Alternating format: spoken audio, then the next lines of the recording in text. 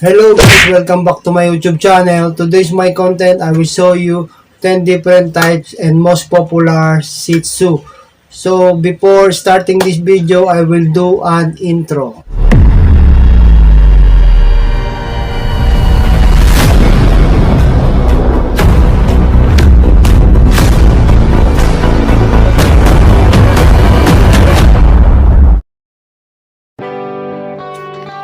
Imperial Shih Tzu, katulad ng ibang aso, sobrang maamo ang Imperial Shih Tzu. Sila rin ay napaka-aktibo at mapaglaro sa kabila ng kanilang maliit na sukat.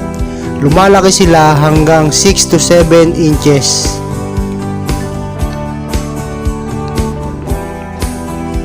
American Shih Tzu. Ang American Shih Tzu ay napakasikat na aso sa Amerika, kabilang ito sa mga grupo ng American Kennel Club.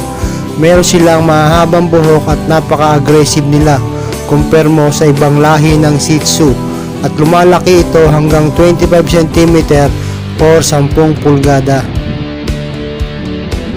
European Shih Tzu. Ang European Shih Tzu ay kapareho ng American Shih Tzu at malimit silang inahambing dito, pero sa ganitong uri ng Shih Tzu ay nag-iiba sa American Shih Tzu, pero may posibilidad sila na magbahagi ng may kaparehong katangian sa ibang lahi ng Shih Tzu at lumalaki sila hanggang 25 cm.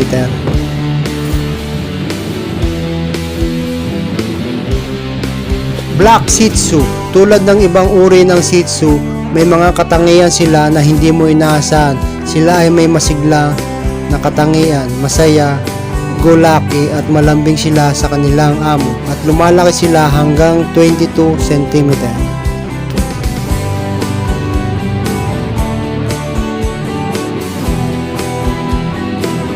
Brown Shih Tzu.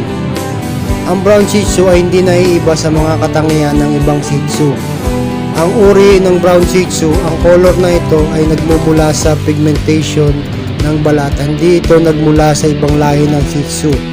Ang mga tuta na ito ay mayroon ding gradient shade sa kanilang mga labi, ilong, pawpad at eye rims, at lumalaki ito hanggang 22 cm. Teacup Shih Tzu. Ang Teacup Shih Tzu ay malambing at mapagmahal at mahilig silang maglaro sa kanilang mga amo.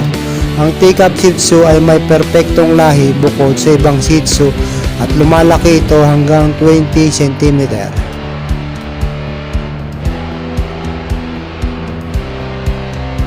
Brindle Shih Tzu. Ang Brindle Shih Tzu ay may mahusay na katangian dahil sa kanilang pagiging mahusisa at masaya. Madalas silang mapaglaro at masigla at mababa ang maintenance nila. Nakikisama sila sa mga tao at hayop at hindi sila ganon kahirap alagaan. Ang Brindle Shih Tzu ay lumalaki hanggang 25 cm. Maltese Shih Tzu. Ang Maltese Shih Tzu ay hindi naiiba sa ibang uri ng Shih Tzu. Ang mga uri ng Maltese Shih Tzu ay binubuo sa pamamagitan ng crossbreeding ng isang Maltese at isang Shih Tzu, bagaman isang bagong hybrid na lahi nito bumabalik sa isang mahabang paraan at lumalaki ito hanggang 25 cm. Japanese Shih Tzu. Ang katangian ng Japanese Shih Tzu, isa sa mga popular na aso sa Japan. Malimit itong isinasama sa mga show. Meron silang katangian, mapagmahal, masaya at walang ibang gustong sundin kundi sundin ang kanilang mga amo sa bawat galaw, at very aggressive ang Japanese Shih Tzu at lumalaki ito hanggang 20 cm. So guys, kung nakaabot ka sa dulo ng video na to, baka naman pwede akong humingi sa iyo ng like at subscribe, at pakipollow mo na rin ang bell button para lagi kang updated sa aking video gagawin. So guys, maraming salamat sa inyo. See you in next video.